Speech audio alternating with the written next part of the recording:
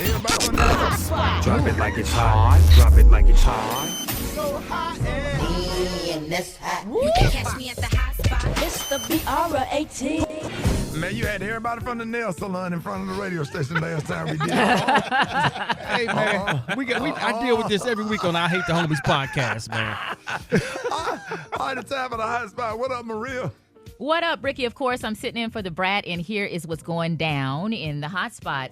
So Young Thug is making headlines. His legal team has submitted a motion to modify one of the probation conditions included in his plea agreement for the YSL RICO case. Now, as part of the deal he accepted, Thug is not allowed to be in the metro Atlanta area for the next 10 years, which a lot of folks was like, that's going to be pretty difficult to do.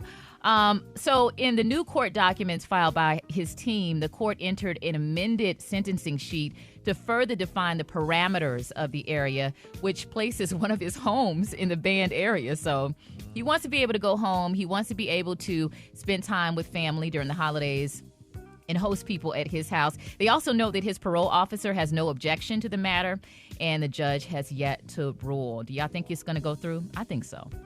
Yeah. I mean, he got that far in the plea. Yeah. You can't go in the city. Yeah, And the judge is real strict. They're not playing about this. So I don't think they're going to let him do anything. We shall see. I feel like they think they, hey, by allowing him to be out on bond or whatever, I think at this point they might be, I feel like that was enough. Yeah. Probation a lot of times is a trick to get you to slip up. Right. And I know he definitely doesn't want to do that, so it sounds like they're trying to get ahead of it.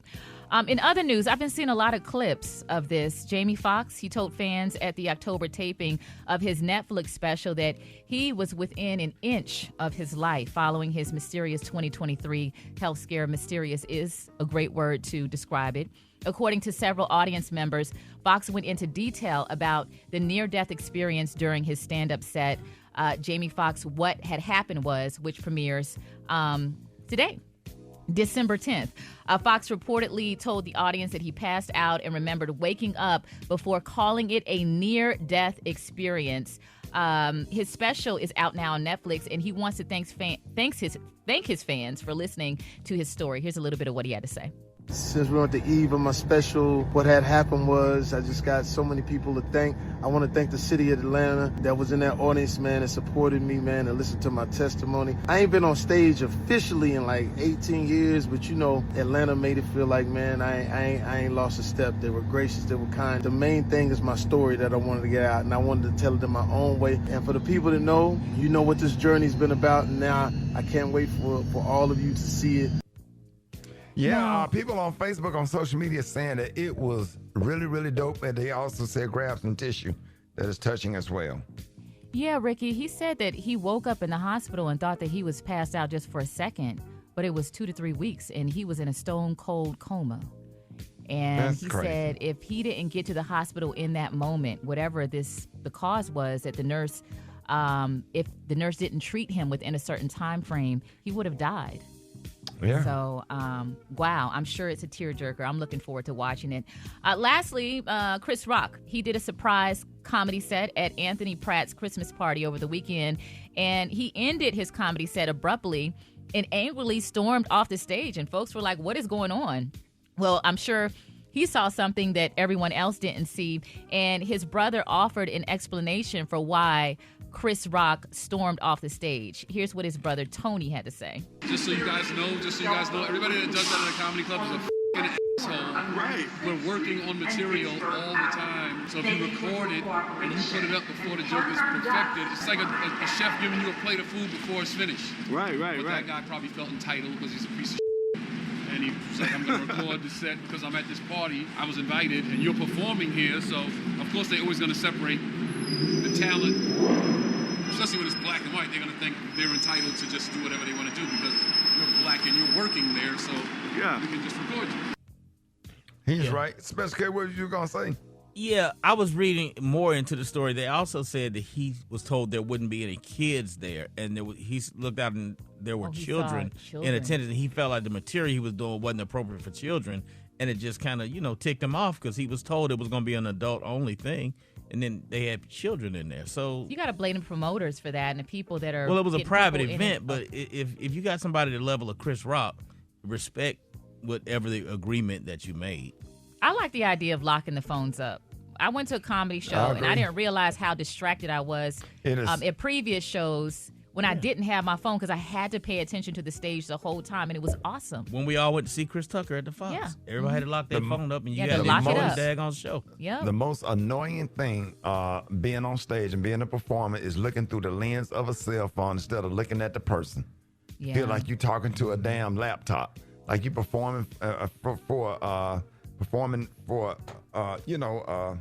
electronic, as opposed you can't connect with the people because everybody's filming. They ask you at the beginning of the show, don't film the show. Don't film. Just put And your when purse, you're filming, you're put not your phone in laughing. your damn purse. And you on live on Facebook. Live, they be doing too much with them phones while you're trying to perform, and you can't connect with the people, and it's a real distraction. I don't care what nobody say. Yeah. I don't know a comedian that like that. Rickey. We don't like it. Yeah. We went to see Jeffrey Osborne a couple weeks ago at Cobb, and it was a guy on the third row standing up in the middle of and he was killing the performance. He's standing up in the middle of performance, just filming the show, and everybody around us was looking like, "What are you doing? You look Selfish. ridiculous." Don't care about the people sitting behind you. They can't see because Yeah. you wanna make you a Netflix special with your phone. And whether you got two people on your live that you trying to impress that should have just bought tickets and came to the show. Man, sometimes I can't stand it, and I stand on that. And if you don't like what I said, don't come to my show, because I'm going to make you cut your phone off if I see you filming. Now, I'll stop a whole show or whatever, because it's just... will just do be- that? I will. I don't give a damn if you don't ever come to another damn show again. The thing about it is, everything in every situation is okay until somebody decide to do what they're not supposed to be doing. It's that simple. Yeah. I'm sure it throws you off as a performer also. It does throw you off. I'm doing my job, and they ask you, they set boundaries for you. Don't do this during the show. Don't do that during the show. Don't yell out during the show. Don't do, and then when you decide that you're not going to respect the boundaries that was set by the comedy club or the theater, and it throws everybody off, and it gets everybody pissed off, and it brings the mood of the show down. Because now you got to stop to address that situation, and now ain't nobody happy no more. Now it's tense. And it's not the performer's fault. It's your fault. Yep. I hate it, and I wish they would stop. And I stand on that.